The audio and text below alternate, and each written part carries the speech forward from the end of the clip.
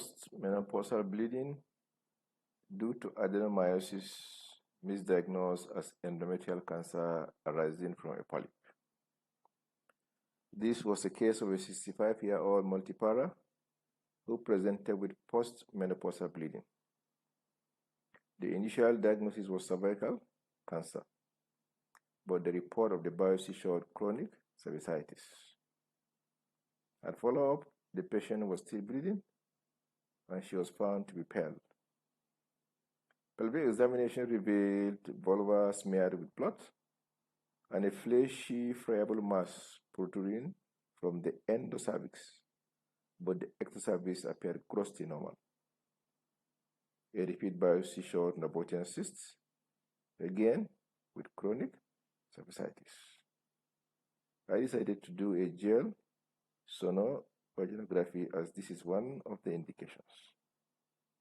I have described the technique of gel sonovaginography in one of my videos and the utility of gel sonovaginography in gynecological practice in another video. This still image shows gel in the vagina, normal posterior vaginal wall, posterior lip of the cervix, anterior lip of the cervix, and this echogenic lesion protruding into the vagina from the cervix. Looking at the differential echogenicity between the polyp and the cervical stroma suggests to me that this is likely to be endometrial rather than endocervical polyp. Again, not the differential echogenicity in this image, but here on application of this high definition Doppler, the origin of the polyp seems to be from the endocervix and not from the endometrium. Secondly, note the different caliber of this vessel, the branching, the stenosis, the looping. These are actually Doppler features suggestive of malignant lesion.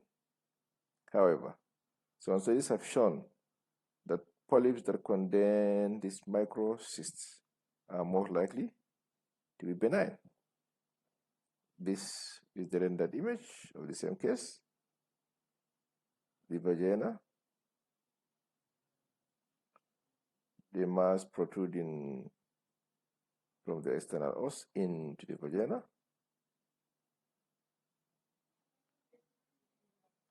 Another view of the same case, showing the bladder, the vagina, with this mass that was observed on clinical examination protruding through the external os,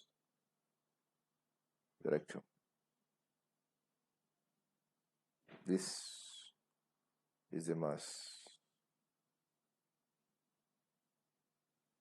Now let's look at this video.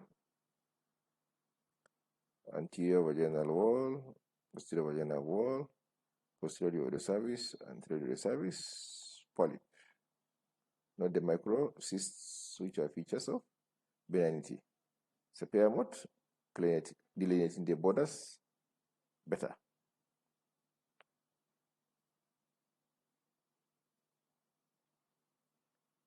Again, note the color flow here, the high definition color, with all these features suggestive of malignancy described earlier, and not the origin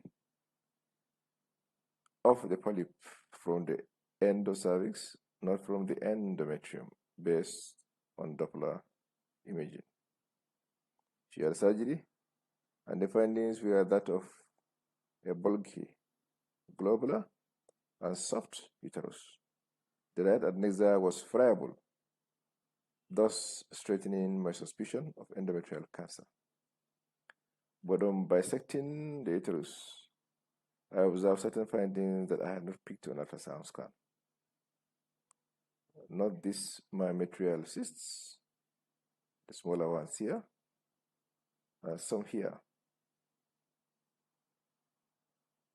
These are primary features of adenomyosis. Secondly, somewhere here one can see the invasion into the myometrium by the endometrium.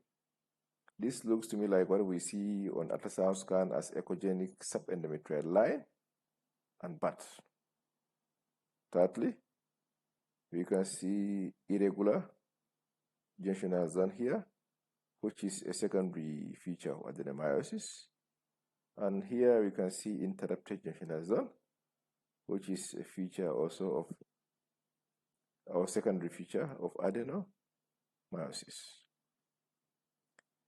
But what happened to this polyp that was seen before the second biopsy? Is no longer seen on bisection of the uterus. Probably this polyp was avulsed during the second biopsy to obtain a representative sample, but there was no report concerning the polyp from the histopathologist. So, what is the final diagnosis in this case?